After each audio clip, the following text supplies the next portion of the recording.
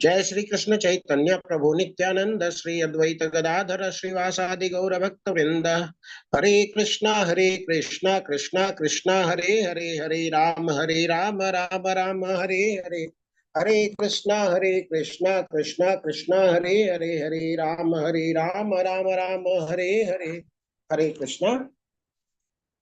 तो सभी का स्वागत है आज के इस सत्र में। गुरु वैष्णव की दया से कल हमने पुरुषोत्तम योग के ऊपर चर्चा किया था, जिसमें भगवान श्री कृष्ण ने कृपा करके इस संसार की वास्तविक स्थिति का वर्णन किया और समझाया हम सभी को कि हमको किस तरह दो नाव पर पैर रख करके चलने की आवश्यकता नहीं है। बहुत सारे लोग प्रायः इस बात की शिक्षा देते हैं कि आप संसार में भी को भी मेंटेन रख सकते हैं और साथ में भक्ति भी आप अपनी ओर से आगे बढ़ा सकते हैं, लेकिन भगवान के ऐसे वचन नहीं है। भगवान ने संसार की जो स्थिति है कि कैसे संसार वृक्ष संसारी वृक्ष उल्टा वृक्ष है। यहाँ पर कोई भी प्रयास कुत्सित प्रयास कहलाता है, कोई भी प्रयास कुछ फलदायक नहीं होगा। एक मूर्ख व्यक्ति ही इस प्रयास में लगा रहेगा। तो जो ऑलरेडी मूर्ख है वो व्यक्ति भगवान के शरणागत कैसे हो सकता है। तो इसके विषय में व्यक्ति को इतनी समझ तो होनी चाहिए कि भाई संसार वास्तविक वृक्ष नहीं है, इसलिए वैराग्य के द्वारा भगवान की शरण लेने की चेष्टा करनी चाहिए। इसके अतिरिक्त दूसरा संसार भी है जहाँ किसी चीज की आवश्यकता नहीं होती, न सूरज की, न चंद्र की, न अग्नि की आदि की, जो कि इस संसार में हम देखते हैं कि इनकी आवश्यकता होती है। तो वहां फिर सब चीज कैसे चलती है भगवान ने सारा बता दिया, और भगवान ने कहा कि मुझे आश्चर्य है कि संसार में जीव क्यों पड़ा रहता है, क्यों संघर्ष करता है, जबकि भगवान के धाम में मेरे अंश होने के पश्चात भी वहां कोई कष्ट पाता है। तो व्यक्ति को चाहिए कि वहां जाए और संसार में 84 लाख योनियों के चक्र से बचे, जहां तरह तरह के उसको शरीर प्राप्त होते हैं, तरह तरह के कान, तरह तरह के आंखें, तरह तरह के नाक। इस प्रकार से जीव संसारी भोग को भोगता रहता है। कारण क्या है बोले, उसके कारण एक ही है, विमूढ़ता। तो मूढ़ व्यक्ति है, वह भगवान के विषय में नहीं जानता। भगवान खुद अपने विषय में जनाते हैं, भैया मेरी शक्ति से ही व्यक्ति पाचन क्रिया भी कर पाता है, मेरे से भूलना, मेरे से ही याद रखना, ये सब कुछ मेरे द्वारा ही हो पाता है। और जो व्यक्ति इस बात को जान जाता है वह निश्चित रूप से भगवान का शरणागत हो जाता है और भगवान के भक्ति में लग जाता है। तो आगे भगवान 16वें अध्याय में अभी प्रवेश करते हैं, जिसमें इस बात की स्पष्टता के साथ व्यक्त कर देते हैं। फिर दो तरह के लोग जो होते हैं, जो बहुत पहले भगवान ने कहा था कि 4 प्रकार के लोग हैं जो मेरे शरणागत होते हैं, 7वें अध्याय में हमने पढ़ा था। और 4 ही प्रकार के वे लोग हैं जो भगवान के शरणागत नहीं होते। क्या बोला था भगवान ने? चतुर्विधा भजन्ते माम जना सुकृतिनो अर्जुन, अर्थार्थी जिज्ञासु ज्ञानी च भरतर्षभ। क्या बोला था कि 4 प्रकार के लोग, भाग्यशाली लोग भगवान के शरण में आते हैं। कौन? आर्त। आर्त मतलब जिसको तकलीफ है, जिसको कुछ दिक्कत है। अर्थार्थी, जिसको धन की कमी है। जिज्ञासु, जो भगवान के बारे में जानना चाहता है। और ज्ञानी, जो भगवान के बारे में जान गया और भगवान की सेवा करना चाहता है। तो एक एक सेक्शन और है लोगों का। दूसरा सेक्शन भी है जो भगवान की भक्ति नहीं करना चाहते। वो कौन है? न माम दुष्कृतु न मूढ़ा प्रपद्यन्ते नराधमा मायया अपहृत ज्ञान आसुरम भावम आश्रिता। वो कौन से है? वो मूढ़ है, गधे हैं, वो मूर्ख है। वो क्या करते हैं? वो 24 घंटा लगे रहते हैं गधे की तरह। वो खटते रहते हैं, ओवर टाइम करेंगे, खूब कमाएंगे, खूब कमाएंगे, मेरे को और पैसा चाहिए। जैसे गधा होता है, वो खूब खटता रहता है, उसको लगता है कि मैं पूरा खट लूंगा सुबह से शाम तक तो मुझे थोड़ा सा घास मिलेगा। वो भूल जाता है कि थोड़ा सा घास तो पृथ्वी पे भगवान ने बहुत दिया हुआ है, कहीं भी जाकर के हम खा सकते हैं, लेकिन वो सोचता है कि घास तो मुझे तब मिलेगा जब मैं 16 घंटा बूस्ट होऊंगा। तो ये गधा होता है, मूर्ख होता है, ऐसे व्यक्ति मूर्ख कैटेगरी में आते हैं। दूसरा, नराधमा। नराधमा मतलब मनुष्य तो है लेकिन उसके कार्यकलाप सब अधम जैसे हैं, जैसे जानवर जैसे हैं, वो उनको बोलते हैं नराधमा। दूसरा, माया या अपहृत ज्ञान। ज्ञानी तो हैं लेकिन उनके ज्ञान को माया ने अपहरण कर लिया है। क्या? वो इसमें ज्ञानी लोग होते हैं, कवि लोग होते हैं, वो कविता लिखेंगे, कभी इसकी लिखेंगे, कभी उसकी लिखेंगे, ऐसा लिखा वैसा लिखा, ऐसा किया, साइंटिस्ट लोग इस कैटेगरी में आते हैं, माया अपहृत ज्ञाना। और चौथा है आसुरिम भावम आश्रिता। वो आसुरी प्रवृत्ति के लोग होते हैं, वो भगवान से ईर्ष्या करते हैं, भगवान की संपदा को देख करके वो चलते हैं।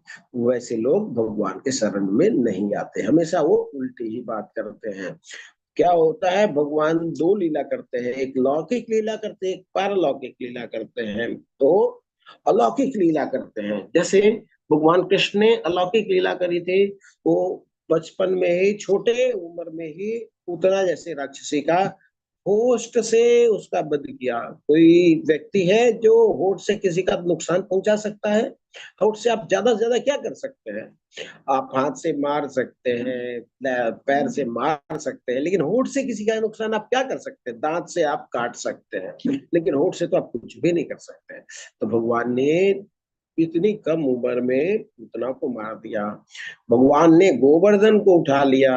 भगवान ने कालिया नाग के फन पे डांस किया। अब एक सांप हमारे घर में निकल आता है कहीं पे भी तो हमारी ये दशा होती है, हम भयभीत हो जाते हैं। हम वहां पे 1 लाख बार किसी को कोई कह दे मेरे सामने ही सांप को लेके गया हूँ, लेकिन हमारे दिमाग में बैठा रहता है अरे कोई दूसरा सांप भी ना उसके साथ आ गया हो, और हम रात भर इस चिंता में बिता देते हैं। एक मतलब थोड़ी भी नींद नहीं आती है। और भगवान भगवान आराम से वैसे ही शेष नाग पे सोते हैं, निश्चिंत होकर सोते हैं। तो भगवान की ये जो है अलौकिक लीला है। 1000 फन वाले कालिया के फन पर नृत्य किया भगवान ने, ये भगवान की अलौकिक लीला है।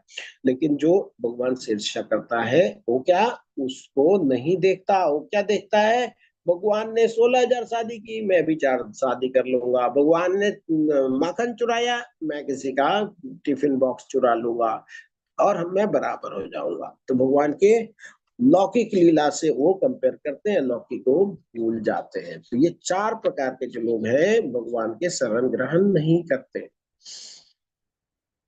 तो दूसरे शब्दों में महाभारत के अंतर्गत 2 कैरेक्टर है, एक अर्जुन का कैरेक्टर है और एक दुर्योधन का चरित्र है। तो चरित्र को विस्तार से थोड़ा समझते हैं। जीवन में इन्हीं गुणों को यहाँ पर प्रदर्शित किया है। जैसा आप देखेंगे, दुर्योधन जब 18 दिन का महाभारत युद्ध को समाप्त कर लेता है, जिसमें कि गदा के नियम के अनुसार कमर के ऊपर ही प्रहार करना होता है, लेकिन भीमसेन ने इस नियम को तोड़ करके दुर्योधन को कमर के नीचे प्रहार किया। ऐसा क्यों? क्योंकि दुर्योधन जो था वज्र का जैसा शरीर प्राप्त कर लिया था। वास्तव में दुर्योधन दुखी होकर के अपनी माता गंधारी के पास जाता है, जो भगवान शिव की परम भक्त थी। वहां जाकर के कहता है कि माता श्री, क्या अब कोई युद्ध जीतने का उपाय नहीं बचा है क्या? आप भी, आप मेरे को आशीर्वाद नहीं देंगे? तो आशीर्वाद की बड़ी शक्ति होती है, असुर लोग भी आशीर्वाद की शक्ति को जानते हैं।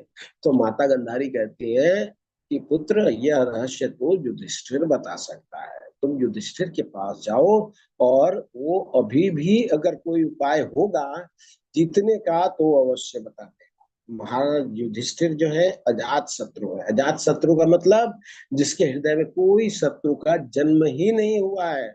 अजात शत्रु जिसके हृदय में कोई शत्रुता किसी के लिए भी नहीं है, उसे अजात शत्रु कहते हैं। तो दुर्योधन जाता है, जा करके, क्योंकि युद्ध का नियम ऐसा होता था कि युद्ध के रात्रि हो जाने के बाद जब युद्ध बंद हो जाता था तो एक शिविर से लोग दूसरे शिविर में जा सकते थे। तो आजकल ऐसा नहीं होता है, उस समय ऐसा होता था। तो ये महाराज युधिष्ठिर के चरणों में जाकर के प्रार्थना करते हैं, भैया मेरे को माता गंधारी ने भेजा है, आप कृपा करके मुझे कोई उपाय बता दीजिए। तो युधिष्ठिर महाराज बोलते हैं कि हाँ, एक उपाय है।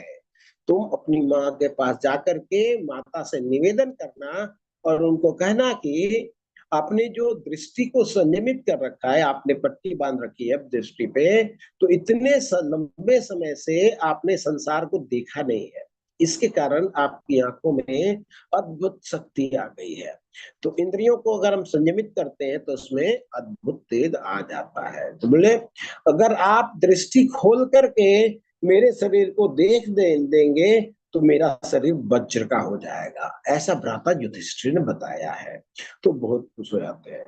तो आप सभी इस घटना को जानते हैं, भगवान श्री कृष्ण ने उनको पूरा शरीर वज्र का होने से बचा लिया। उनकी जंघा को भगवान ने अपनी माला दे करके ढकने के लिए कहा और निर्वस्त्र होकर के उसे माता के समक्ष जाने नहीं दिया, क्योंकि भगवान को अपने भक्त की चिंता होती है। भक्त लोगों को कोई चिंता नहीं होती, पर भगवान को चिंता होती है कि आपकी ब्रज वज्र का अगर शरीर हो जाएगा तो हम उसे मार नहीं पाएंगे, उल्टा वह हमें मार देगा। तो एक प्रकार से फिर भी उन्होंने सीधा सीधा बता दिया और माता गंधारी ने दृष्टिपात किया और उनका जंघा कच्चा रह गया एक प्रकार से। तो वज्र से परिपूर्ण नहीं हो पाया और भीमसेन मार 18 दिन का युद्ध में वो मार नहीं पा रहे थे। भीमसेन बड़े परेशान थे, भीमसेन की हालत खराब हो गई थी। अब वज्र का जब शरीर है तो कैसे गदा से मार सकते हैं। तो अर्जुन बाकी सब परेशान हो रहे थे, भगवान कृष्ण की ओर मुख करके पूछते हैं, प्रभु ये क्या हो रहा है। भगवान बोले कि जा करके खाली उसको याद दिला दो उनकी प्रतिज्ञा जो उन्होंने चीर हरण के समय द्रौपदी के समक्ष ली थी। क्योंकि भीमसेन ने जब देखा कि दुर्योधन ने द्रौपदी को वैश्या कहा कि अरे ये तो 5 पतियों के साथ रहती है, ये वैश्या है, इसको तो किसी के साथ भी रहने में कोई दिक्कत नहीं है, आओ मेरी जगह पर बैठ जाओ। तो उसने अपनी जांग को ला करके आमंत्रित किया था। तो भीमसेन उसको देख करके प्रतिज्ञा लिए थे कि मैं इसका जांग को तोड़ दूंगा, और उन्होंने 100 पुत्रों का वध करने की भी प्रतिज्ञा ली थी। तो इस प्रकार जब भीमसेन ने याद किया कि भाई मुझे जंघा तोड़नी है, तो उन्होंने इस नियम का उल्लंघन करके जंघा पर प्रहार किया जो वज्र का नहीं बना था। तो आखिर में वो धाराशायी हो गया। जब दुर्योधन मारा गया, धराशायी हो गया, तो भगवान कृष्ण उसके पास गए। तो भगवान कृष्ण को देख करके दुर्योधन कहता है, हे कृष्ण तुम ही सब बीमारी के कारण हो, तुमने ही मेरे साथ छल किया है। आज मैं जिस दशा को प्राप्त हूँ उसका कारण तुम हो। तुमने मेरे साथ पक्षपात क्यों किया। तुमने पांडवों के समय में कहा था युद्ध के समय कि तुम अस्त्र शस्त्र नहीं उठाओगे, लेकिन तुमने बार बार धोखा दिया। अस्त्र शस्त्र के रूप में तुमने रथ का पहिया उठा लिया एक प्रकार से, और बार बार तुमने धोखा करते हुए अर्जुन की पांडवों की सहायता की। ऐसा पक्षपात आपको शोभा नहीं देता। तो भगवान कृष्ण बोले, अरे दुष्ट मूर्ख, तुम अपने परिणाम को मेरे सर पे क्यों डालना चाह रहे हो। यह तो तुम्हारे कर्मों का परिणाम था, याद करो। क्या तुम्हें समझाने के लिए बड़े बड़े भक्त लोग नहीं आए थे। अस्थि ऋषि आए थे, देवल ऋषि आए थे, नारद ऋषि आए थे, वेदव्यास जी आए थे, और क्या मैंने स्वयं तुम्हें बात को नहीं समझाया था। मैं खुद शांति दूत बन करके आया था, लेकिन तुम्हारी एक सबसे बड़ी समस्या थी, जो आसुरी गुण के लोग होते हैं, बोले उनके कारण ये सारा यही सारा हुआ। तो आसुरी गुण की जड़ क्या है, बोले तुमने किसी की वरिष्ठ व्यक्ति का कहना नहीं माना। यह सब ये हम सबके अंदर ये समस्या है कि हम कहना नहीं मानते किसी का, जबकि कहना मानना चाहिए। यहाँ से भक्ति की शुरुआत होती है। देखो, सत्वगुण व्यक्ति ज्ञान से युक्त होता है और तमोगुण व्यक्ति अज्ञान से भरा होता है। तो सत्वगुण, तमोगुण, रजोगुण, इन तीनों की हमने वर्णन किया था। किस प्रकार से सतोगुण व्यक्ति शास्त्र के आधार पर जीवन जीता है, रजोगुणी व्यक्ति इच्छा के आधार पर जीवन जीता है, और तमोगुणी व्यक्ति पागलपन के आधार पर जीवन जीता है। तो उसके अंदर कोई इच्छाएं भी इस तरह की नहीं पाई जाती, वो मूड होता है। तो जो मूड बन करके पागलपन जैसा ऐसे उटपटांग काम में लग जाता है, इस प्रकार से व्यक्ति शास्त्र के आदेश का अवहेलना करता है। तो शास्त्र की ओर जितना जाएंगे उतना हम सत्वगुण में हो जाएंगे, दैवी गुणों की ओर जाएंगे, और जब तमोगुण की ओर जितना जाएंगे उतना हम शास्त्र से दूर चले जाएंगे, तो वो आसुरी गुण होगा।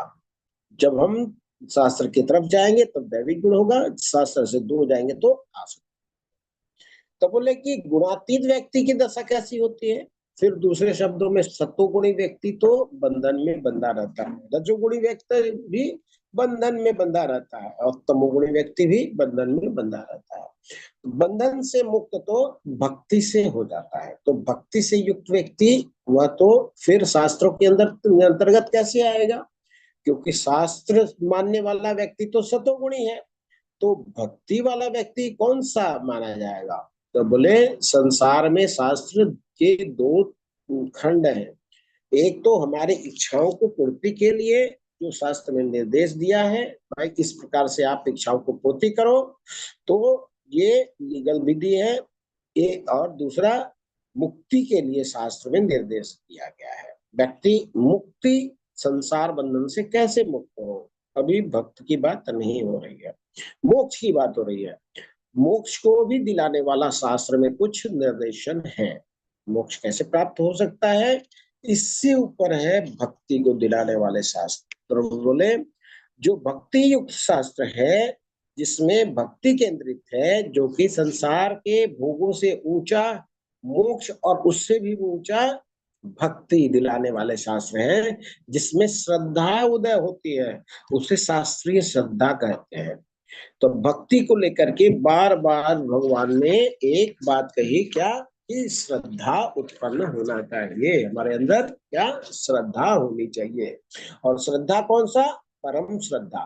तो श्रद्धा का मतलब कार्य करने की इच्छा, श्रद्धा मतलब सम्मान, सम्मान मतलब किसी की आज्ञा का पालन करना, उसी को तो सम्मान देना माना जाएगा।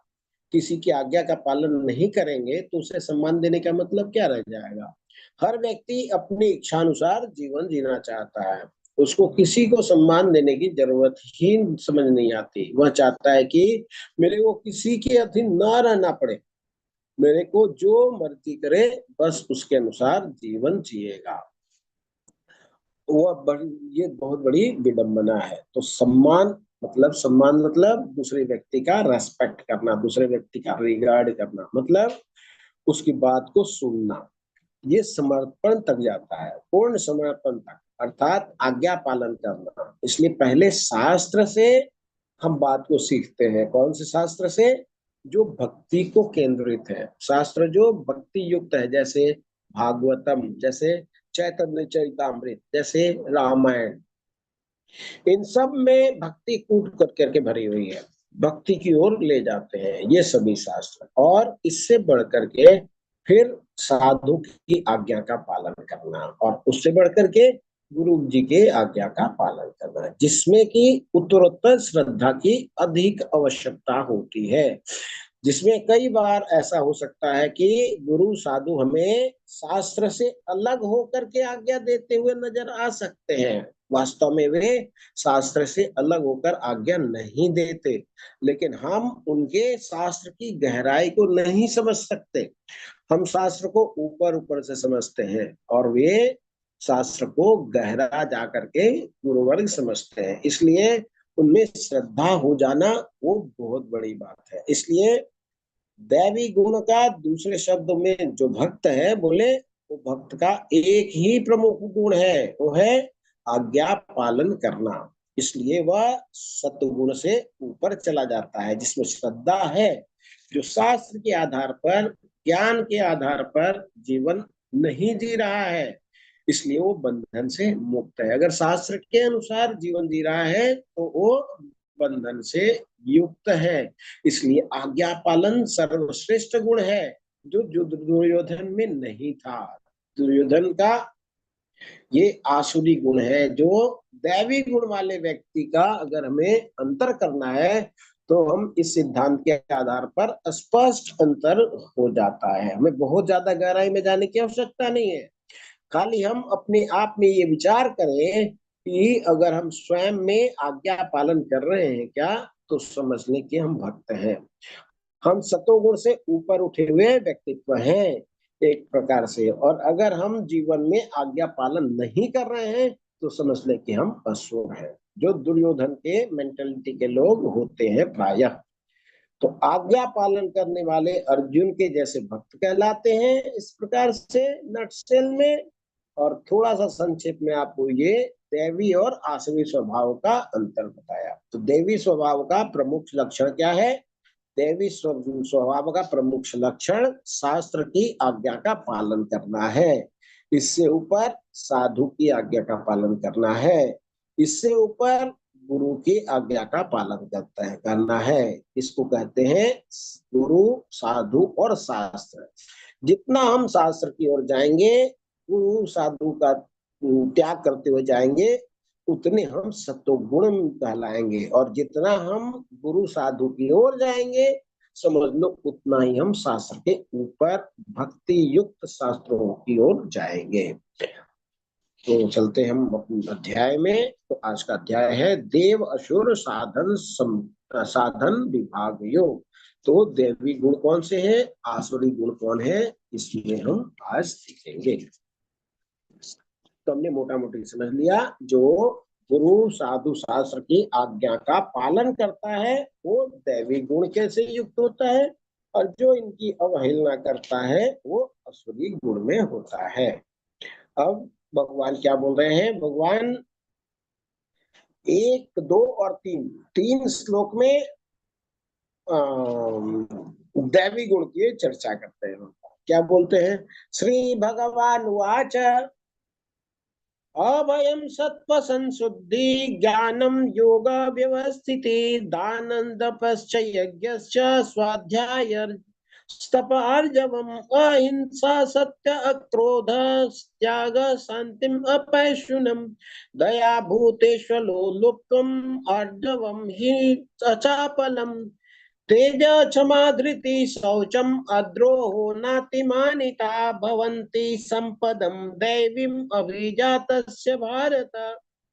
भगवान ने कहा, हे भरत पुत्र, निर्भयता, आत्मशुद्धि, आध्यात्मिक ज्ञान का अनुशीलन, दान, आत्म संयम, यज्ञ परायणता, वेद अध्ययन, तपस्या, सरलता, अहिंसा, सत्यता, क्रोध विहीनता, त्याग, शांति, छिद्रान्वेषण में अरुचि, समस्त जीवों पर करुणा, लोभ विहीनता, भद्रता, लज्जा, संकल्प, तेज, क्षमा, धैर्य, पवित्रता, ईर्ष्या तथा सम्मान की अभिलाषा से मुक्ति, ये सारे दिव्य गुण हैं जो दैवी प्रकृति से संपन्न देवतुल्य पुरुषों में पाए जाते हैं। तो दैवी पुरुष मतलब देवता किसको बोलते हैं? जो भगवान के आज्ञा का को मानता है। असुर किसको बोलते हैं? जो भगवान की आज्ञा या शास्त्र के आज्ञा के विरुद्ध चलता है। तो भगवान में और शास्त्र में उसकी कोई दिलचस्पी नहीं होती। तो भगवान ने यहाँ पर हमें दिव्य गुण के बारे में बताया है। एक एक करके हम इन गुणों की चर्चा करेंगे। पहला गुण बताया निर्भयता, अभयम, भयहीनता। तो ये जो निर्भयता है, जो है भक्ति से आती है। क्या होता है? भगवान के क्या कहा? मैं तुम्हारा सबसे बड़ा हितैषी हूँ। भगवान क्या बोले हैं? सुहृदम सर्वभूतानाम। तो निर्भयता कैसे आती है? जब हम भगवान पर निर्भर हो जाते हैं, जब हम भगवान से की शरण लेते हैं, तो हमारे अंदर निर्भयता आ जाती है। सबसे बड़ा शुभ चिंतक वो कौन है? भगवान बोलते हैं मैं हूँ, मैं तुम्हारा परम पिता हूँ। भगवान ऐसा कर बोलते हैं कि तुम्हारा बीज प्रदाता परम पिता मैं हूँ। और क्या कहते हैं भगवान? सुहृदम सर्वभूतानाम, यानी सबका हितैषी और सबका हितकारी हूँ। तो भगवान जब ऐसा कहते हैं तब तुरंत हमारा डर खत्म हो जाता है। जैसे कोई है, किसी का कोई मित्र है जो आईएएस ऑफिसर है या आईपीएस ऑफिसर है, तो क्या होता है, हमारे अंदर डर नहीं रहता है। सबका हितैषी जब भगवान ऐसा कहते हैं तो डर हमारा स्वतः खत्म हो जाता है। कोई हमारे साथ गलत नहीं कर सकता। क्यों? क्योंकि वो हमारी रक्षा करेंगे। मान लीजिए हमारा कोई मित्र है जो आईएएस ऑफिसर है, आईपीएस ऑफिसर है, और वो हमारे घर में एक दो बार आता है, तो लोग हमारे अड़ोस पड़ोस में कोई गुंडा मवाली कोई रहता है, वो देखिएगा कि ये आईएएस ऑफिसर या आईपीएस ऑफिसर क्या आया है, तो फलाने आदमी के यहाँ आया हुआ है। तो अब वो मेरे साथ कुछ गड़बड़ करने की सोचेगा क्या? आप लोग म्यूट करके बता सकते हैं। अगर किसी को पता लग जाएगा कि मेरा मित्र है आईएएस ऑफिसर या आईपीएस ऑफिसर है, पुलिस का बहुत बड़ा पद पे है, कोई नेता है, तो कोई छोटा सा गुंडा मवाली हमारे गिरेबान पे हाथ रखने का प्रयास कर सकता है क्या? आप लोग चैट में भी लिख सकते हैं, वो नहीं कर सकता। क्यों? क्योंकि वो समझेगा कि अगर इनके साथ में कुछ गड़बड़ किया तो मेरी खैर नहीं। तो वैसे ही अगर मैं भगवान के आदेश का अगर पालन करता हूँ तो मुझे किसी से भय होने की आवश्यकता है क्या?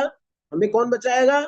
हम जिसका काम कर रहे हैं वही तो बचाएगा। जैसे आप किसी के यहाँ घर में काम करते हैं, कुछ भी काम करते हैं, अगर कोई आपको छेड़ने आता है तो आपके मालिक के ऊपर में उसकी जिम्मेवारी होती है। आपका मालिक ढाल बन के खड़ा हो जाएगा, नहीं नहीं नहीं, ये मेरे लिए काम करता है, इसको आप छू नहीं सकते। अगर हम भगवान के लिए कार्य करेंगे तो भगवान हमें अकेले छोड़ देंगे क्या? नहीं छोड़ेंगे। और भगवान अपना अपराध तो क्षमा कर देते हैं, लेकिन भक्त का अपराध कभी क्षमा नहीं करते। अर्जुन क्या बोल रहा था कि मैं, ये मेरे गुरु हैं, ये गलत लोगों का साथ दे रहे हैं फिर भी कोई बात नहीं, ये पितामह हैं, ये गलत लोगों का साथ दे रहे हैं फिर भी कोई बात नहीं, मैं इनको, इनसे युद्ध नहीं लड़ूंगा। भगवान क्या कहते हैं कि नहीं, हमारे भक्तों का अपमान किया है, इनको हम बख्शने वाले नहीं है। तो भगवान अपनी अवहेलना तो शायद बर्दाश्त कर ले, लेकिन अपने भक्तों की अवहेलना बिल्कुल बर्दाश्त नहीं करते। तो भक्त जानता है कि हमारी रक्षा कौन करेगा। अवश्य रक्षिबे कृष्णा, हमारी रक्षा कृष्ण करेंगे, वो निर्भय हो जाता है। तो भगवान हमारी रक्षा करेंगे, हमें विश्वास रहता है। प्रभुपाद जी कहते थे, feed your faith, your fear will starve to death. आपको डर क्यों लगता है? क्योंकि आपको किसी पे भरोसा नहीं है। जैसे जैसे आपका भरोसा बढ़ता जाएगा, आपके मन से भय खत्म होता जाएगा। दूसरा गुण बताया है, अच्छा इसका उदाहरण देख लेते हैं। विभीषण लंका में रह करके भी भगवान की भक्ति करी। क्यों? क्योंकि उनको भगवान में पूर्ण विश्वास था कि भगवान उनकी रक्षा करेंगे। इसी तरीके से प्रहलाद महाराज, कुछ भी उनके साथ हुआ पर उनको दृढ़ विश्वास था कि भगवान उनकी रक्षा करेंगे, और ऐसा ही हुआ। अब बताइए, 2 साल का बच्चा, 5 साल का बच्चा, उसके पिता ही उसके अगेंस्ट में हो जाए तो क्या दशा होगी उसको। और ऐसे ऐसे मारने का प्रयास किया, लेकिन वो बिल्कुल निर्भय थे। क्यों? क्योंकि वो भगवान के शरणागत थे। अगला है आत्मशुद्धि। तो आत्मशुद्धि कैसे हो सकती है? ये विधि विधान का पालन करके। तो हमारी आत्मशुद्धि श्रवणम से होएगी, कीर्तनम से होएगी, स्मरणम से होएगी। नवदा भक्ति के अंग है। तो जब हम भगवान के बारे में, भगवान की कथा सुनेंगे, कीर्तन करेंगे, भगवान को स्मरण करेंगे, तो हमारे आत्मा की शुद्धि हो जाएगी। हम चैंटिंग करेंगे भगवान के नाम का तो हमारे आत्मा की शुद्धि हो जाएगी। अब लोग बोलेंगे कि हमें आत्मा की शुद्धि क्यों चाहिए? जिससे कि हमारा तो शाश्वत स्वभाव है वो प्राप्त कर सके। तो कुछ लोग कहते हैं भगवान को हम भोग क्यों लगाएं, क्योंकि उनकी सेवा करें। तो भगवान को इसकी आवश्यकता क्यों है? भगवान को इसकी आवश्यकता नहीं है। इसकी आवश्यकता किसे है? हमें है। क्योंकि इससे हमारा शुद्धिकरण हो जाता है। जब हम गंगा जी में स्नान करते हैं तो गंगा जी का जल लेकर के गंगा जी को अर्पित करते हैं, तो गंगा जी को इसकी आवश्यकता नहीं है।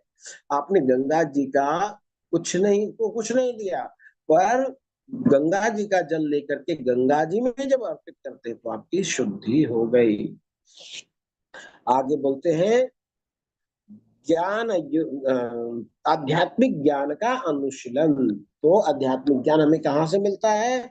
भगवान की वाणी भगवत गीता से मिलता है, भागवतम से मिलता है। तो हम वो जान करके और अपने जीवन में उतारे, उसको बोलते हैं ज्ञान योग स्थिति।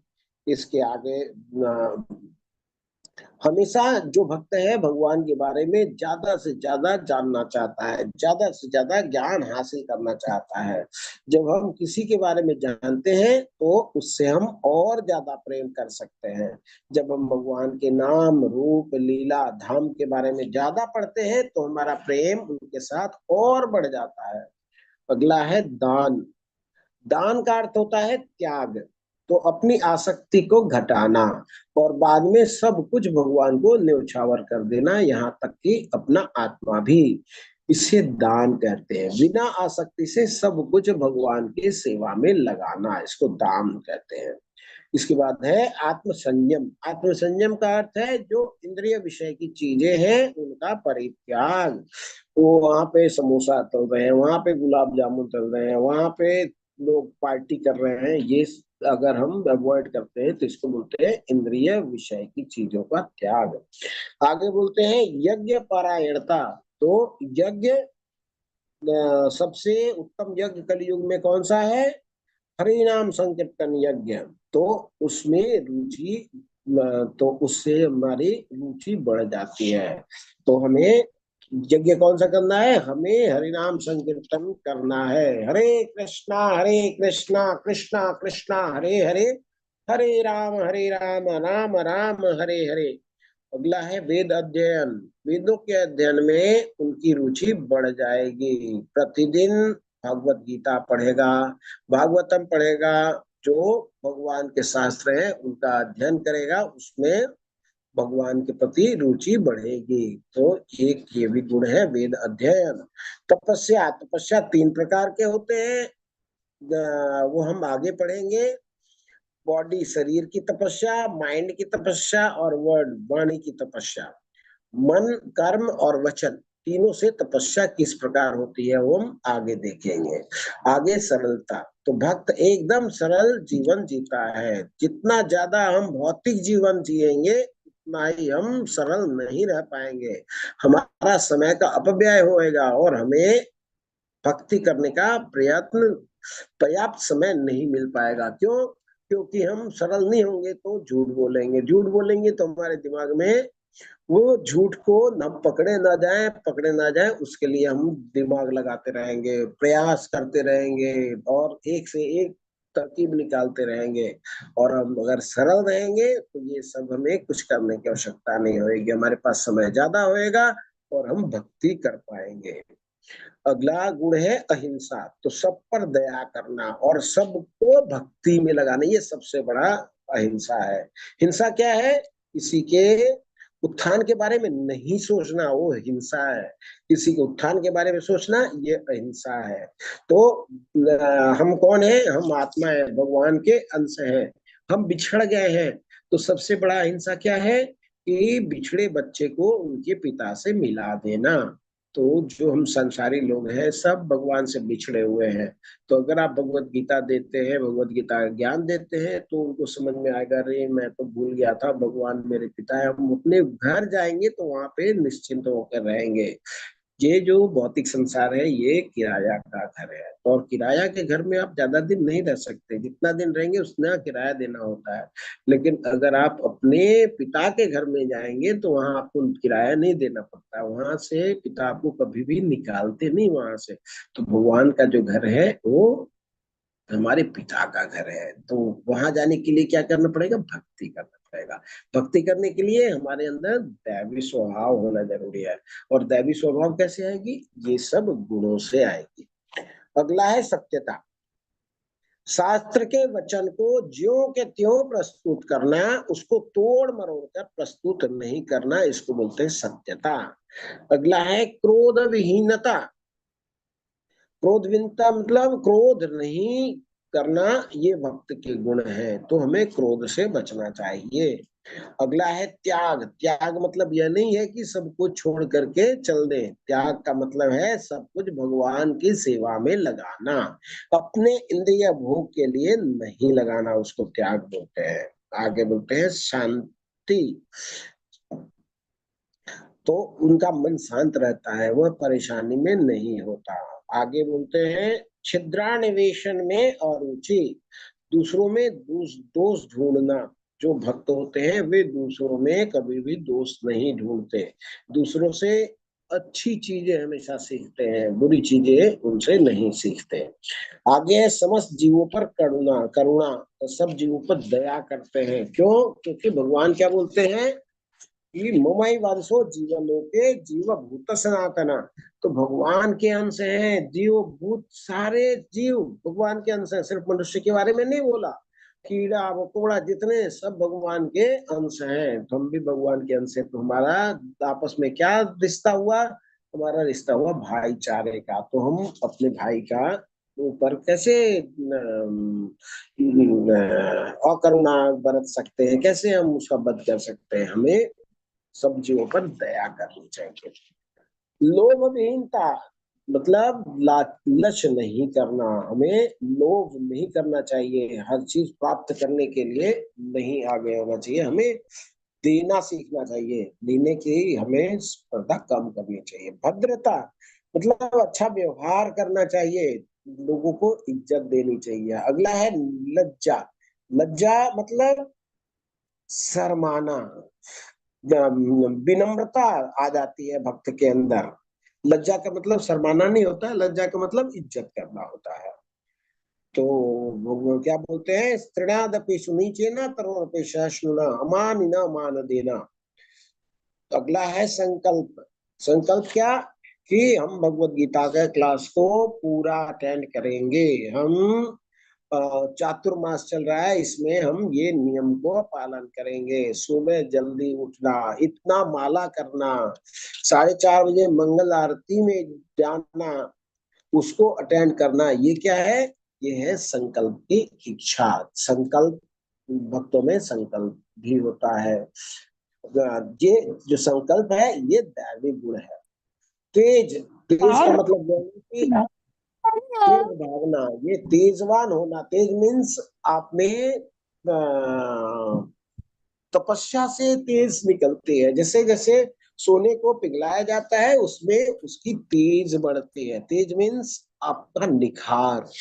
अगला है क्षमा।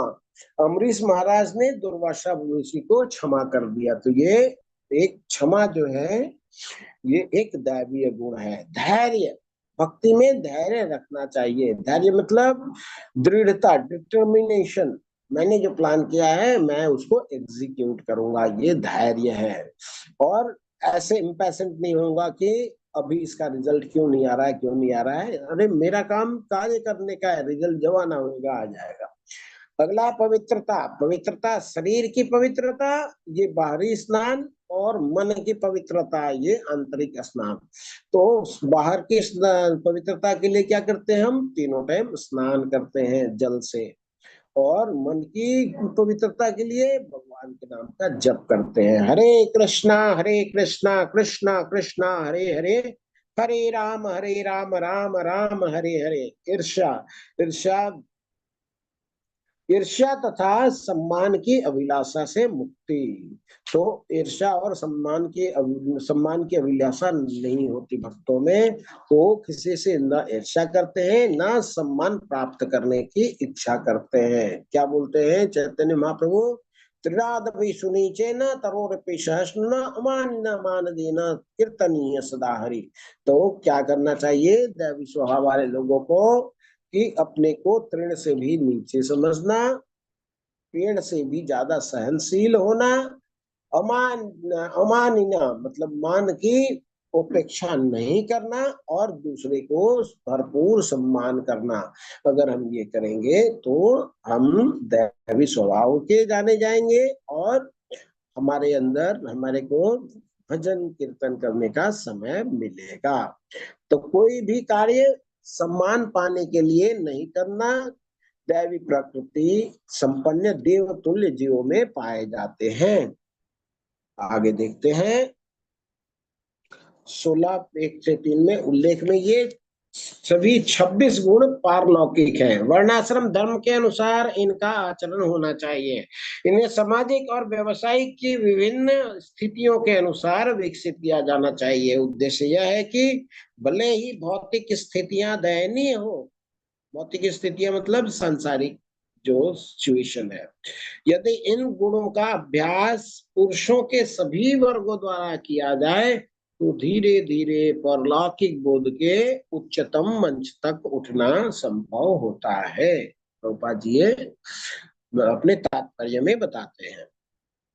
आगे बोलते हैं भगवान, दम्भो दर्पोऽभिमानश्च क्रोध पारुष्यमेव च अज्ञानं चाभिजातस्य पार्थ संपदम आसुरीम।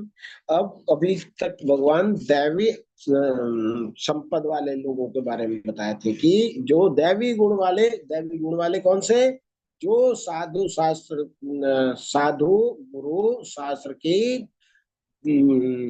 आदेश का पालन करते हैं, वो दैवी प्रकृति वाले गुण होते हैं।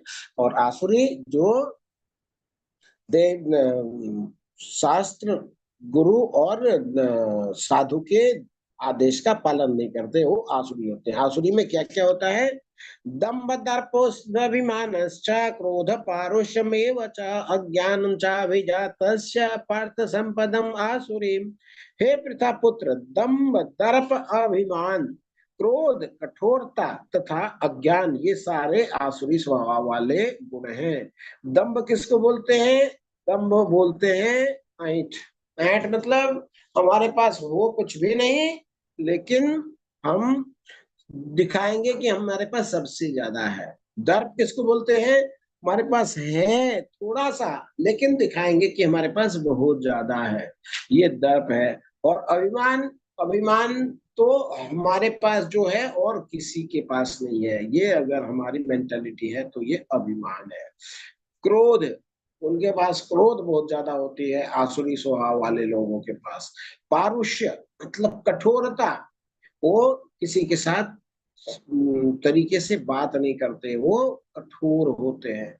तथा अज्ञान, अज्ञान मीन्स वो शास्त्रों की बात को नहीं मानते, और ज्ञान कोई देने का भी प्रयास करेगा तो वो बिल्कुल भी नहीं सुनते। ये कौन होते हैं? ये आसुरी स्वभाव वाले गुण होते हैं। आगे भगवान बोलते हैं, दैवी संपद विमोक्षाय निबध्नान् निबन्ध्यासुरीमता मासु च संपदम दैवीम अभिजातस्य पांडव। दिव्य गुण मोक्ष के लिए अनुकूल है, मतलब जो दैवीय गुण है उनसे मोक्ष की प्राप्ति होती है, और आसुरी गुण जो है वो बंधन दिलाने के लिए होते हैं।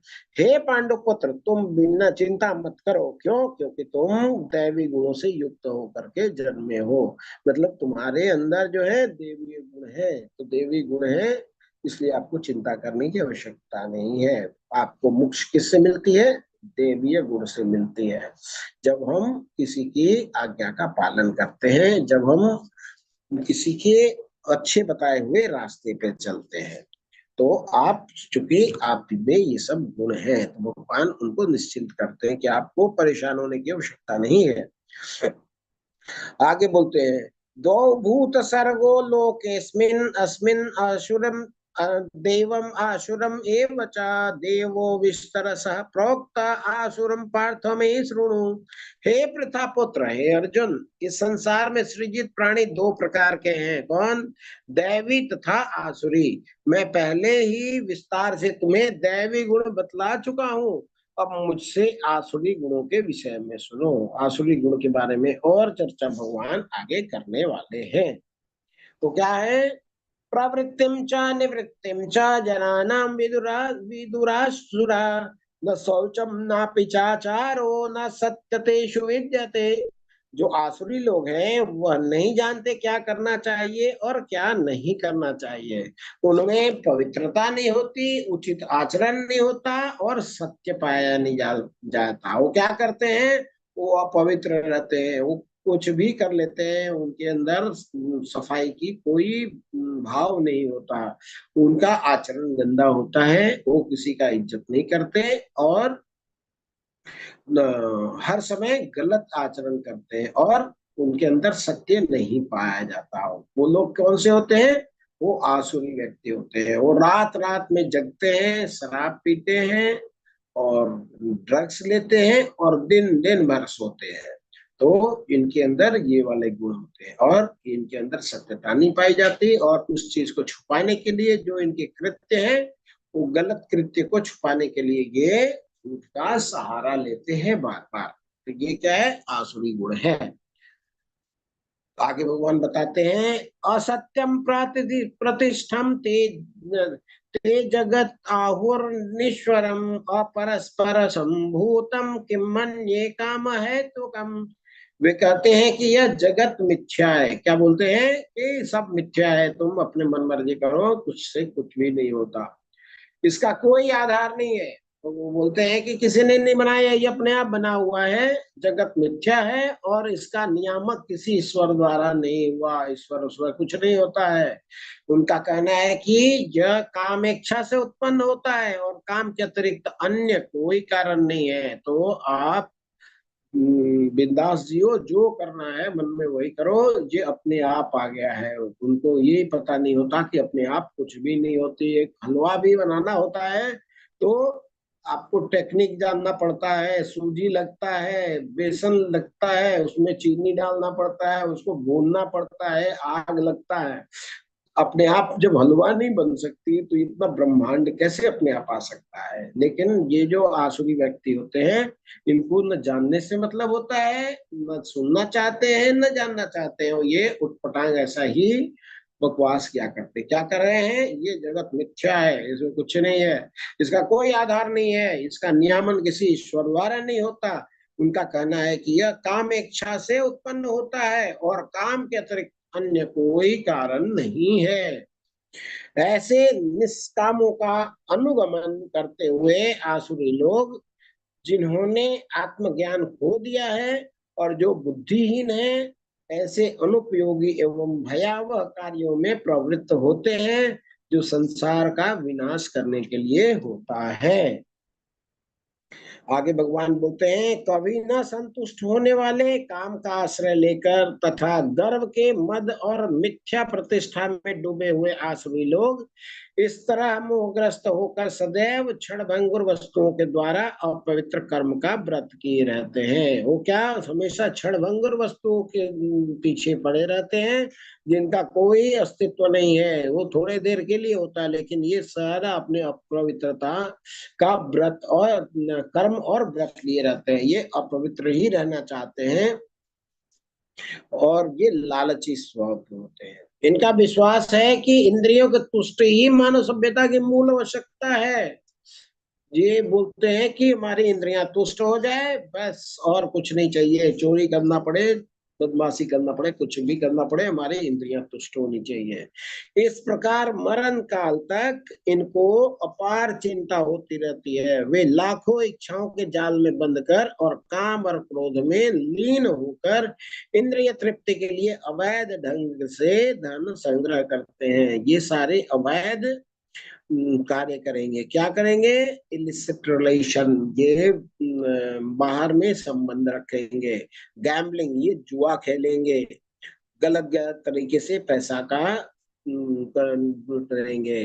इंटॉक्सिकेशन, ये शराब, पान, जुआ और क्या बोलते हैं, स्नैक्स, ये सब चीज करेंगे। और मीट ईटिंग, इनको बस मीट से ये इनको लगता है कि मीट खाना ही तृप्ति का चरम है। आसुरी व्यक्ति सोचता है, आज मेरे पास इतना धन है और अपनी योजनाओं से मैं और अधिक धन कमाऊंगा। इस समय मेरे पास इतना है, किंतु भविष्य में यह बढ़ करके और अधिक हो जाएगा। वह मेरा शत्रु है और मैंने उसे मार दिया है और मेरे अन्य शत्रु भी मार दिए जाएंगे। मैं सभी वस्तुओं का स्वामी हूँ, मैं भोक्ता हूँ, मैं सिद्ध, शक्तिमान तथा सुखी हूँ। मैं सबसे धनी व्यक्ति हूँ और मेरे आसपास मेरे कुलीन संबंधी हैं। कोई अन्य मेरे समान शक्तिमान तथा सुखी नहीं है। मैं यज्ञ करूंगा, दान दूंगा, इस तरह आनंद मनाऊंगा। इस प्रकार ऐसे व्यक्ति अज्ञानवश मोहग्रस्त होते हैं। तो ये क्या करते हैं? आसुरी व्यक्ति सोचते हैं आज मेरे पास धन है, मैं धन को ऐसे इन्वेस्ट करूंगा और ऐसे योजना से मैं और अधिक धनवान बन जाऊंगा। तो हम ये सब आईना है हमें दिखाने के लिए कि हमारे अंदर क्या क्या गुण हैं। और हम, जैसे ये थर्मामीटर होती है ना, वो बताता है कितना बुखार है। तो हमारे अंदर कितना बुखार है, कितना असुरी गुण है, कितना दैवीय गुण है, हम अपना बारोमीटर से चेक कर सकते हैं। इस समय मेरे पास इतना धन है, भविष्य में बढ़ करके इतना हो जाएगा। वह मेरा शत्रु है, मैंने उसको मार दिया है, अन्य शत्रुओं को भी सबको मैं मार दूंगा। मैं सभी वस्तु का स्वामी हूँ, भोक्ता हूँ, सिद्ध हूँ, शक्तिमान हूँ, सुखी हूँ, सबसे धनी भी हूँ। और मेरे पास आसपास मेरे कुलीन संबंधी है, मतलब हमारे संबंधी तो अच्छे हैं, और सगे संबंधी भाड़ में जा, मेरे को कोई उससे लेना देना नहीं है। तो अपना चीज को ही वो ग्लोरीफाई कर रहे हैं। और क्या है? और अन्य मेरे समान शक्तिशान और सुखी नहीं है, और हमारे समान कोई दुनिया में है नहीं, उनको यह अभिमान भी होता है। और वो भी क्या करते हैं? मैं यज्ञ भी करूंगा, दान भी करूंगा, लेकिन ये सब दिखावा के लिए करूंगा। हिरण्यकश्यप को क्या किया था? तपस्या किया था। कितना तपस्या किया था? उसने अपने टांग पे खड़े होकर के कई साल तपस्या किया। इतनी तपस्या में वो जमा हुआ था कि चींटियों ने आकर के उसको, उसके मांस को पूरा खा लिए, और मिट्टी से पूरा चींटियों ने घर बना दिया था। इतना तपस्या किया हिरण्यकश्यप। इसलिए इसका उद्देश्य था भगवान को मारने के लिए हमको वरदान मिल जाए। कंस, कंस क्या था? कंस राजा था, इसने भी बहुत तपस्या किया था। किस लिए? मैं भगवान का द्रोही बन सकूं। रावण, रावण क्या है? वो भी बहुत ज्यादा यज्ञ करता था, और ये सब करके शक्ति हासिल करता था, लेकिन सब उन फ्रट काम के लिए। तो ये यज्ञ भी करते हैं, दान भी करते हैं, लेकिन सब उनका उद्देश्य उल्टा होता है, जो आसुरी प्रकृति के लोग हैं। आगे भगवान बताते हैं, अनेक चित्त विभ्रांता मोहजाला समावृता प्राशक्ता काम भोगेशु पतंती नरके असुचौ। इस प्रकार अनेक चिंताओं से उद्विग्न होकर तथा मोहजाल में बंद कर वे इंद्रिय भोग में अत्यधिक आसक्त हो जाते हैं और नरक में गिरते हैं। ऐसे असुर प्रवृत्ति के लोगों का ये दशा होता है। और क्या करते हैं? अहंकार बल दर्प काम क्रोध संश्रित मामात्मा पर देहेशु प्रतिनंतो अभ्यसूय का। मिथ्या अहंकार, बल, दर्प, काम तथा क्रोध से मोहित होकर आसुरी व्यक्ति अपने शरीर में तथा अन्यों के शरीर में स्थित भगवान से ईर्ष्या और वास्तविक धर्म की निंदा करने लगते हैं। क्या करते हैं वो? अहंकार मिथ्या होती है उनकी, बल, दर्प, काम और क्रोध से मोहित होकर के आसुरी जो व्यक्ति होता है अपने शरीर में तथा अन्यों के शरीर में स्थित भगवान से ईर्ष्या और वास्तविक धर्म की निंदा करते हैं। वो किसी को चित्र में क्या दिखाया हुआ है? कोई बता सकता है? गेस कर सकता है? ये कहाँ की घटना है? हरे कृष्णा। आप अनम्यूट करके बोल सकते हैं, या आप चैट में भी लिख सकते हैं। हाँ, ये है राज्य जब तिलक हो रहा था युधिष्ठिर महाराज का, उस समय का था, जब भगवान को अग्र पूजा के लिए बुलाया गया। जब भीष्म पितामह ने बोला कि जब वासुदेव है यहाँ पे, तो और यज्ञ अग्र पूजा और किसी की नहीं हो सकती। वहां पे बैठे हुए दुर्योधन के ये अच्छा नहीं लगा, कर्ण को अच्छा नहीं लगा, शिशुपाल को अच्छा नहीं लगा। शिशुपाल क्या किया, वहां पे भगवान के लिए अपशब्द बोलना शुरू किया। भगवान ने अपने, ये चूंकि शिशुपाल उनके बुआ का बेटा था, तो भगवान ने उनको वचन दिया था कि 100 अपराध का मैं क्षमा करूंगा, और ये अब क्षमा करूंगा, ये वरदान के कारण ये बहुत ज्यादा उद्दंड हो गया था, और भगवान के ऊपर अपराध करते जा रहा था, जा रहा था। तो भगवान ने बोला कि तुमने 97 अपराध कर दिया है, अब 3 अपराध के बाद तुम्हारा खैर नहीं। इसने साथ साथ 4 अपराध कर दिए, भगवान ने इसका गर्दन काट दिया।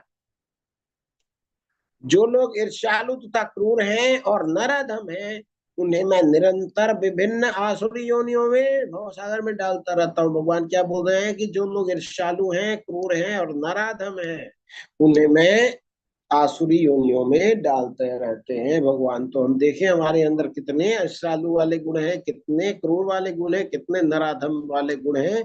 उतना देर हमें भवसागर में भगवान डालने वाले हैं। तो हमें प्रयास करना चाहिए कि ये सब गुण हमारे अंदर से, जो आसुरी हैं, वो कम से कम हो या निकल जाए। अभी ज्यादा है, धीरे धीरे प्रयास करेंगे। जैसे आग जलाते हैं, जब आग जलाते हैं तो क्या होता है कि आग भी होता है और धुआं भी होता है। तो आप फूंक मारते हैं, फूंक मारते हैं, अगर धुएं पे फूंक मारेंगे तो धुआं बढ़ता है और आग घटती है। अगर अगर आग पे फूंक मारेंगे तो आग बढ़ती है और धुआं घटता है। तो ये हमारे अंदर है कि हम, आसुरी प्रवृत्ति भी हमारे अंदर है, दैवी प्रवृत्ति भी है। तो कौन सी प्रवृत्ति को हम जगाना चाहते हैं, कौन सा प्रवृत्ति को हम सुलाना चाहते हैं? अगर हमारी मंशा दैवीय प्रकृति को जगाना है तो हमें आसुरी प्रवृत्ति को कम करना होगा। हमें कहाँ पे फोकस करना होगा? दैवीय प्रकृति पे। अगर हम दैवीय प्रकृति पे फोकस नहीं करेंगे तो आसुरी प्रवृत्ति को अपने आप ही आ जाएगी। भगवान आगे बोलते हैं, त्रिविधम नरकशीदम द्वारम नासम आत्मना काम क्रोध तथा लोभ तस्माते तम त्रयम त्यजेत। इस नरक के 3 द्वार हैं। कौन से? काम, क्रोध और लोभ। प्रत्येक बुद्धिमान व्यक्ति को चाहिए कि इन्हें त्याग कर दे, क्योंकि इनसे आत्मा का हनन होता है। काम मतलब लालच, मुझे ये प्राप्त करना है, मेरे को ये चाहिए, मेरे को ये चाहिए। अब वो चाहिए वाला चीज मान लीजिए मिल जाता है तो क्या होता है? लोभ होता है। अच्छा, एक मिल गया, अब दूसरा दे दो, दूसरा भी चाहिए, तीसरा, दूसरा मिल गया, तीसरा भी चाहिए, उसको लोभ होती है। और दूसरा कंडीशन है कि हमारी जो कामना थी वो पूरी नहीं हुई। जब पूरी नहीं होती है तो हमारे अंदर काम, क्रोध आ जाता है कि अब मेरे को नहीं मिला, अब किसी को भी नहीं मिलना चाहिए। प्रत्येक बुद्धिमान व्यक्ति को चाहिए कि इन्हें त्याग दे। क्यों? क्योंकि इनसे आत्मा का पतन होता है। इससे दीदार, प्रभुपाद जी बोलते हैं, रॉयल रोड टू हेल, नरक में जाने का ये श्योर शॉर्ट रास्ता है। अगर जिसने नरक में जाना है वो इन तीनों को पाल ले। किसको? काम, क्रोध और लोभ को। आगे भगवान बोलते हैं, एतैर विमुक्त कौन्ते या तमो द्वारे स्त्री निर्नर आचरत यत्वन श्रेय ततो यान्ति पराम गतिम। हे कुंती पुत्र, जो व्यक्ति इन तीनों नरक द्वारों से बच जाता है वह आत्म साक्षात्कार के लिए कल्याणकारी कार्य करता है और इस प्रकार क्रमशः परम गति को प्राप्त करता है। तो जो लोग काम, क्रोध और लोभ से वंचित हो जाते हैं, उसको छोड़ देते हैं, वो आगे आत्म साक्षात्कार के लिए आगे बढ़ पाते हैं। आगे भगवान बोलते हैं, यह शास्त्रम विधिम उत्सृज्य वर्तते कामकारता न सा सिद्धिम अवाप्नोति न सुखम न पराम गतिम। जो शास्त्र के आदेश की अवहेलना करता है, मनमाने ढंग से कार्य करता है, उसे तो न तो सिद्धि, न शांति, ना ही परम गति की प्राप्ति होती है। उसको न सिद्धि मिलती है, मतलब ना कोई उसका एंडेवर होता है, कंप्लीट होता है काम, और ना उसको शांति मिलती है, और वो अच्छी गति को प्राप्त नहीं करता। भगवान क्या बोलते हैं आगे? तस्मात् शास्त्रम प्रमाणम ते कार्य अकार्य व्यवस्थितो ज्ञात्वा शास्त्रम विधानोक्त कर्म कर्तुमर्हसि। अतएव मनुष्य को जानना चाहिए कि शास्त्र के विधि विधान के अनुसार क्या कर्तव्य है और क्या अकर्तव्य है, क्या करना चाहिए और क्या नहीं करना चाहिए। ये कौन बताएगा? गुरुदेव बताएंगे। कैसे बताएंगे? शास्त्र के अनुसार बताएंगे। उसे विधि विधान को जान करके कर्म करना चाहिए जिससे वह क्रमशः ऊपर उठ सके। मतलब अगर गलत कार्य करेगा तो निम्न योनि में जाएगा, इसलिए उसको ऊपर उठने का हमेशा प्रयास करना चाहिए। ऊपर उठते उठते उठते हम कहाँ जाएंगे? भगवान के धाम में चले जाएंगे। तो शास्त्रों में ये 4 मुख्य दोष पाए जाते हैं जो बद्ध जीव में होते हैं। ये है अपूर्ण इंद्रियां, कपटता, त्रुटि करना और मोहग्रस्त होना। इन 4 दोषों के कारण बद्ध जीव विधि विधान बनाने के लिए अयोग्य होता है। अतएव विधि विधान जिनका उल्लेख शास्त्र में होता है, जो इन दोषों से परे होते हैं, सभी बड़े बड़े महात्माओं, आचार्यों तथा महापुरुषों द्वारा बिना किसी परिवर्तन के स्वीकार कर लिए जाते हैं। कौन से? जो हमारे विधि विधान होते हैं, वो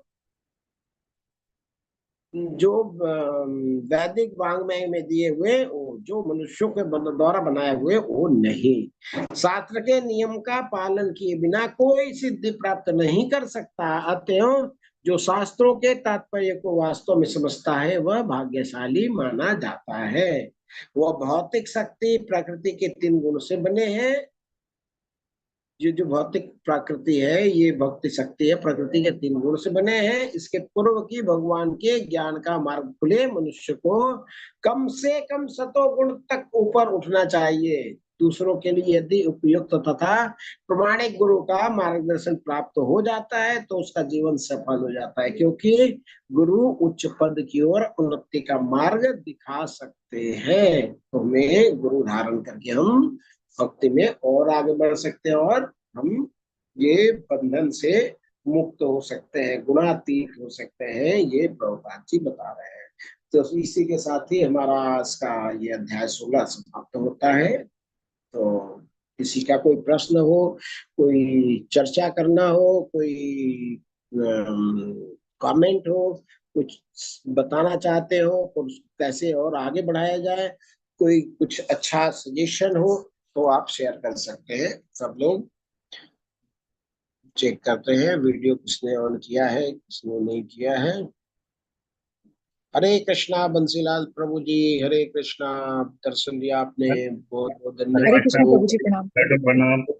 परिणीता माता जी, अशोक अग्रवाल प्रभु जी, हरे हरे कृष्णा। कृष्णा। हरे कृष्णा भैया।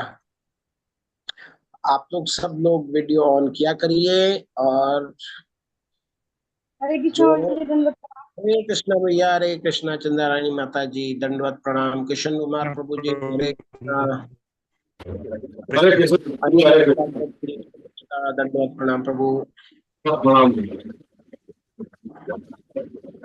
आप लोग भी वीडियो ऑन करें। एसकेएम प्रभु, अरविंद प्रभु, श्याम जी, दीपिका माता, डॉक्टर मीना बजाज, आनंद कुमार प्रभु जी, आरती माता, राम लखन राय प्रभु, विनय कुमार दुबे प्रभु जी, SSS फोन। आप लोग अपना नाम तो चेंज कर लीजिए एटलीस्ट। SSS से क्या बात करें। हरे कृष्णा, हरे कृष्णा माता। तो किसी का कोई प्रश्न है पूछ सकते हैं।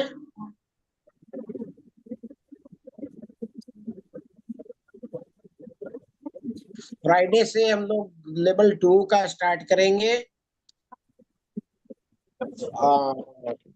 थर्सडे तक हमारा 18 चैप्टर ये पूर्ण हो जाएंगे। इसके बाद हम लोग सारे श्लोक को लेंगे। अभी जो कोर्स कर रहे हैं उसमें हम सेलेक्टेड कुछ श्लोक को ले रहे हैं। जब हम लेवल 2 करेंगे तो सारे श्लोक को लेंगे।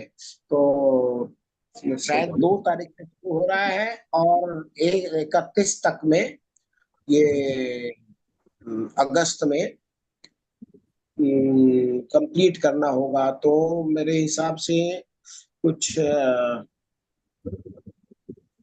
24 26 दिन मिल रहे हैं या 30 दिन मिल रहे हैं? 30 दिन तब मिल रहे हैं जब हम संडे इंक्लूड करते हैं, और 26 दिन मिल रहे हैं जब हम संडे को छोड़ देते हैं। अगर हम संडे को छोड़ेंगे फिर हमारा क्लास कम से कम 1.5 घंटा करना होगा। अगर संडे को लेंगे तो हमारा क्लास 1 घंटे का रहेगा, क्योंकि 20 से 27 श्लोक पर डे का रहेगा। तो हम डिटेल में पढ़ेंगे तो थोड़ा सा टाइम लगने वाला है, और बहुत ही ज्यादा आनंद आने वाला है, क्योंकि भगवान की वाणी को हम ध्यान से पढ़ पाएंगे। किसी का कोई प्रश्न हो?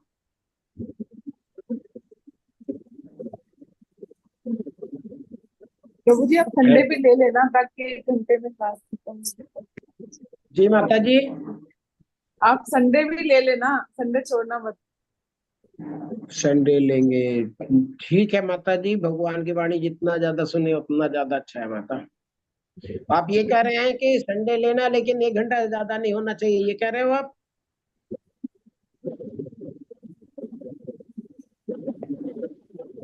अगले दिन की तैयारी करनी होती है ना सुबह ऑफिस जाने की, तो इसमें। हाँ माता जी, हमारा टाइम जो है बहुत अच्छा टाइम नहीं है, बिल्कुल सही। भक्तों को जल्दी सोना चाहिए, बिल्कुल सही कहा माता जी। शुरू होगा भक्तों को क्लास थ्री जल्दी का। प्रभु सोएंगे, जी एक जल्दी जगेंगे और अर्ली स्टार्टर होंगे। जी जी। जी तो मेरी क्लास वन प्रभु का जी एक प्रश्न था छोटा। हाँ बताएं प्रभु।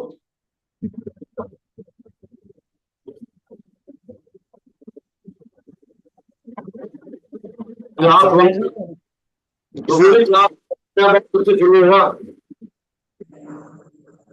फिर से पूछिए, फिर से बोलिए प्रभु। क्लास वन का नया बैच कब से प्रारंभ होगा? अच्छा, लेवल 2 का क्लास कब से प्रारंभ होगा? 2 तारीख से प्रभु। क्लास वन का लेवल 1। लेवल 1 की तो चेक करना पड़ेगा प्रभु। अरविंद मैं प्रभु जी, आपको जानकारी है क्या? आपकी आवाज आ रही है, मैं ठीक से हरे मेरे कृष्ण प्रभु जी, अभी डेट अनाउंस तो नहीं किए हैं प्रभु जी। ओके, डेट शायद अनाउंस नहीं है। शायद अभी थोड़ा रुक के ही होगा, क्योंकि वो सब बिजी रहेंगे अभी। हाँ, क्योंकि अभी ग्रैंड ओपनिंग है मंदिर की, तो शायद इस महीने जानकारी नहीं है प्रभु, पता करके बता सकते हैं। धन्यवाद। प्रणाम जरूर दिखाइएगा, क्योंकि मैं यहाँ भारत में नहीं होऊंगा उन दिनों में, तो मैं अपने साथ वही सुनना चाहूंगा। जी जी। मैं इस बात समझ प्रभु जी नहीं एक पाया। प्रश्न था छोटा सा। जी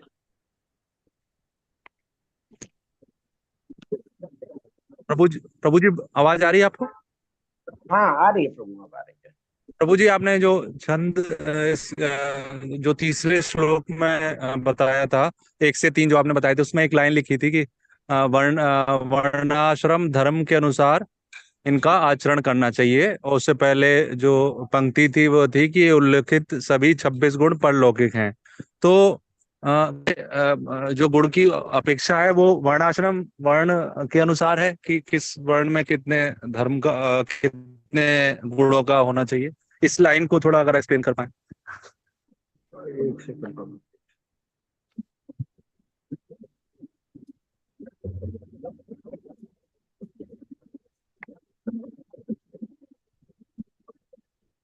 हाँ, कौन सा लाइन प्रभु?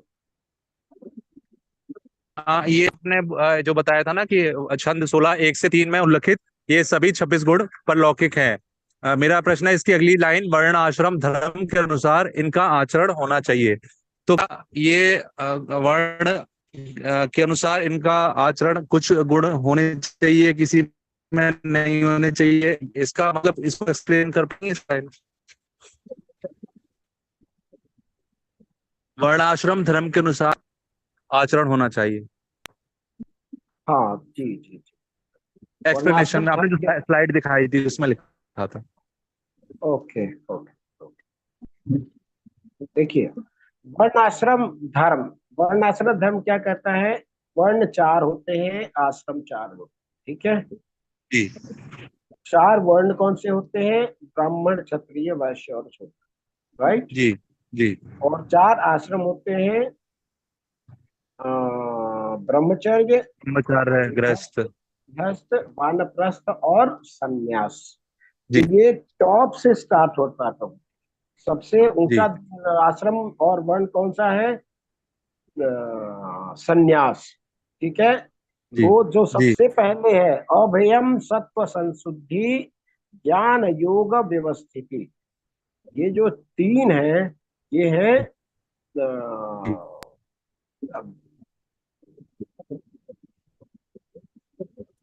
क्या बोला था लास्ट में हमने?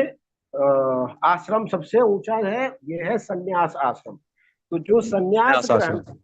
हाँ, जो संन्यास ग्रहण करते हैं, अगर वो सोचेंगे कि मैं अब जा रहा हूँ और मेरे को खाना मिलेगा, कहाँ मिलेगा, अगर ये चिंता करेंगे तो अपने घर से बाहर निकल पाएंगे क्या? नहीं नहीं निकल निकल पाएंगे। पाएंगे। नहीं निकल पाएंगे। तो उनके अंदर ये दृढ़ता होनी चाहिए कि इतने लोगों का पेट पाल रहे हैं भगवान, तो हमारे को भूखा छोड़ थोड़ी देंगे। अगर ये भावना जी आपके अंदर आएगी, तब आप संन्यास आश्रम में प्रवेश कर पाएंगे। ठीक है। जी आत्मशुद्धि, विधि जी विधान का पालन करना। जब हमने संन्यास ले लिया है, सब कुछ छोड़ दिया है, भगवान के लिए सब कुछ छोड़ा है, तो हमें क्या करना है? हमें जी विधि विधान का दृढ़ता से पालन करना है और आध्यात्मिक ज्ञान का जी अनुशीलन करना है। हमने घर परिवार सब छोड़ा है, छोड़ करके हम किस लिए आए हैं? जी हम परोपकार के लिए आगे आए हैं। हम भगवान का ग्रंथ में पढ़ेंगे और लोगों को बताएंगे। हमको सोसाइटी को लीड करना है। तो ये गुण किसके हैं? संन्यास के हैं। दाना, ये न्यास। किसके हैं? दान कौन देगा? जिसके पास होगा। ये जी गृहस्थ आश्रम। अच्छी नहीं गृहस्थ, जी लगेगी। हाँ, कुछ कहना चाहते हैं तो वो जो लोग मतलब रस्म चिंता नहीं है, वो अपने को नोट रखे। ठीक है। तो दान कौन करेगा? जो गृहस्थ होएगा। ठीक है। वो क्या करता है? नौकरी चाकरी करता है, वो हम्म, व्यापार करता है, कुछ का कुछ करता है। क्यों? उसके पत्नी है, उसके बच्चे हैं, उन सबका भरण पोषण करता है। तो जो ब्रह्मचारी होते हैं, ब्रह्मचारी क्या करते हैं? गुरु के आश्रम में रहते हैं, वो भिक्षा मांगते हैं। किसके भिक्षा मांगेंगे? वो कोई ब्रह्मचारी से तो भिक्षा मांगेंगे नहीं, वो गृहस्थ से मांगेंगे। तो गृहस्थ के ऊपर दायित्व होता है कि ब्रह्मचारी का भी पालन करे और वानप्रस्थ का भी पालन करे, सन्यासी का भी पालन करे। क्यों? क्योंकि उसको सुविधा दी गई है, पत्नी रख सकता है, बच्चे को रख सकता है। तो ये सब जो भगवान ने फैसिलिटी दी है, आपको उसके अगेंस्ट में टैक्स देना पड़ता है। जैसे देश आपको सुरक्षा से रखा हुआ है, तो आपको देश को क्या करना पड़ता है? टैक्स देना पड़ता है। ठीक है। तो जो ब्रह्मचारी है, गृहस्थ है, उनके लिए इसके बाद वाले गुण है। स्वाध्याय, मतलब आपने ब्रह्मचारी का रूल अपनाया है। आप जाते हैं गृहस्थ के पास में, कुछ भिक्षा मांग के लाते हैं, तो आप किस लिए मांगते हैं? गृहस्थ आपको क्यों दे? क्योंकि आप अपना जो समय है वेद अध्ययन में लगाएं, आप पढ़े लिखे आगे बढ़े और आगे समाज के लिए कुछ आप अच्छा कर पाए। ये आपकी जिम्मेवारी है। तो ये किसका है? ये ब्रह्मचर्य का है। तो ऐसे ऐसे अगर नीचे जाएंगे, सबसे ऊंचा है संन्यास आश्रम, इसके बाद वानप्रस्थ, वानप्रस्थ के बाद गृहस्थ, गृहस्थ के बाद ब्रह्मचारी, और ब्रह्मचारी फिर वर्ण के बाद आएगा। फिर अगर 3 है देखेंगे तो ब्राह्मण के गुण हैं, क्षत्रिय के गुण हैं, वैश्य के गुण हैं और शूद्र के, सारे गुण मिला करके ये 26। ठीक है प्रभु, ये एक बार आप देखिए। अगर समझ में नहीं आएगा तो जी फर्दर हम प्रभु जी, क्लासेस। जी प्रभु जी, हरे कृष्णा प्रभु। जी प्रभु धन्यवाद। जी। धन्यवाद प्रभु जी। हरे कृष्णा प्रभु जी। हरे कृष्ण प्रभु, हरे कृष्ण।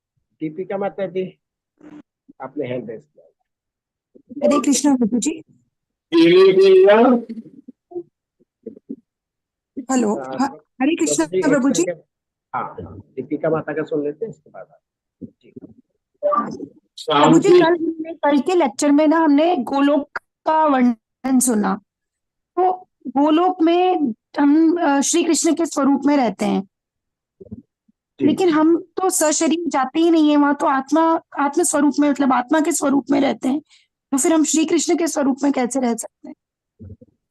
बहुत सुंदर प्रश्न। हमारा जो ये भौतिक जीवन में जो शरीर है ना, हमारा शरीर का जो आकार प्रकार है वही है जो हमें बाहर दिखाई देता है। जैसे हमारा शरीर है, हमारा जैसे बाजू है, चेस्ट है, वैसा ही कपड़ा हम अपने शरीर के हिसाब से कपड़ा बनाते हैं ना। तो आत्मा का पोशाक है ये शरीर, तो आत्मा का भी प्रकृति वही है जो शरीर। पहला चीज। दूसरा, साइज की बात नहीं हो रही है, छोटा है या बड़ा है, ठीक है। हम जब यहाँ आते हैं तो हम माता और पिता के द्वारा गर्भ में आते हैं, और आत्मा एक छोटा सा स्फुलिंग है हमारे शरीर में, और उसके ऊपर में ये हमारा रक्त मांस का शरीर बना हुआ है, ठीक है, जो हमें दिखाई देता है। तो ये भौतिक शरीर है, इसमें रक्त है, मज्जा है, और बहुत सारी चीज है, ठीक है। जो हमारी सुंदरता या बदसूरती जो कुछ दिखाई देती है वो 1 मिलीमीटर के अंदर होती है। 1 मिलीमीटर अगर छीन दिया जाए तो वो किसी को देखना कोई पसंद नहीं करेगा। ये हमारी अंदर की स्थिति है। जो भगवान आते हैं तो भगवान के अंदर में हड्डी और नस नहीं होता। भगवान का जो शरीर होता है, जैसा अंदर है वैसा ही बाहर है, ठीक है। वो भगवान का शरीर भौतिक से नहीं बना होता, वो आध्यात्मिक शरीर ही लेकर के आता है। तो हमारा जो जैसे पिता दिखता है वैसा ही पुत्र दिखता है, ठीक है। तो भौतिक शरीर वहां नहीं जाती, वहां पे आध्यात्मिक शरीर होता है, भगवान का भी और जीव का भी, ठीक है।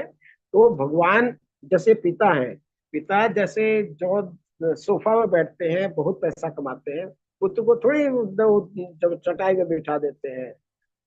पिता कहाँ बिठाते हैं? पुत्र को भी अपने साथ ही बिठाते हैं। तो भगवान भी हमारा वैसे ही मान देते हैं, क्यों? हम उनके अंश हैं, ठीक है। तो हमारे अंदर हीन भावना भगवान नहीं लाना देना चाहते, इसलिए हमारा भी जो आकृति होगी भगवान के जैसी ही होगी। ये कहाँ पे?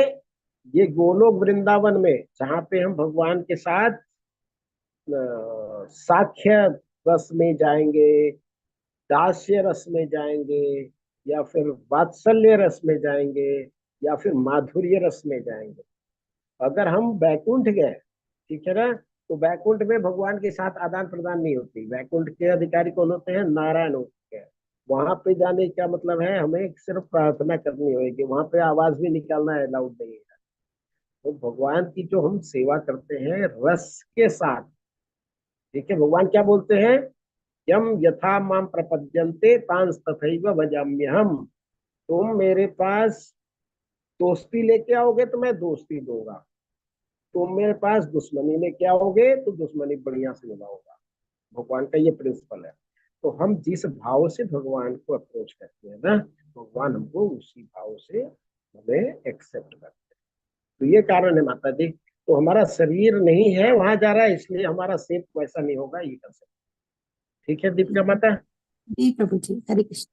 हरे कृष्ण माता। हाँ प्रभु जी, और कुछ बोल रहे थे?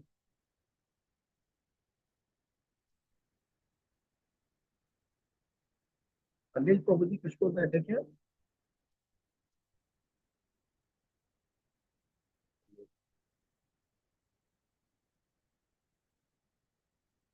शायद वो चले गए। ठीक है, और किसी का कोई प्रश्न प्रभु?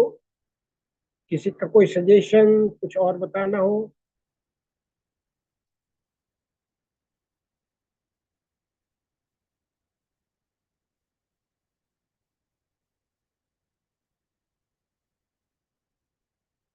नहीं, शायद तो कुछ है। प्रभु जी कुछ अनाउंसमेंट है क्या?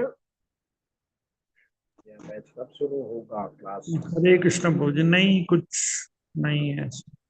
ठीक है प्रभु जी, फिर वैष्णव नाम करके क्लास को विराम देते हैं।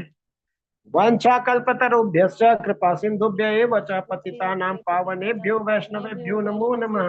अनंत कोटि वैष्णव वृंद की जय, श्रील प्रभुपाद की जय, समस्त आचार्यों की जय, समस्त भक्तों की जय, भगवान की वाणी भगवत गीता की जय। 3 बार हरे कृष्ण महामंत्र करें। हरे कृष्णा कृष्णा कृष्णा हरे हरे, हरे राम राम राम हरे हरे, हरे कृष्णा कृष्णा कृष्णा हरे हरे, हरे राम राम हरे हरे, हरे कृष्णा कृष्णा कृष्णा हरे हरे, हरे राम राम हरे हरे। हरे कृष्णा। प्रभु को धन्यवाद। श्री कृष्ण।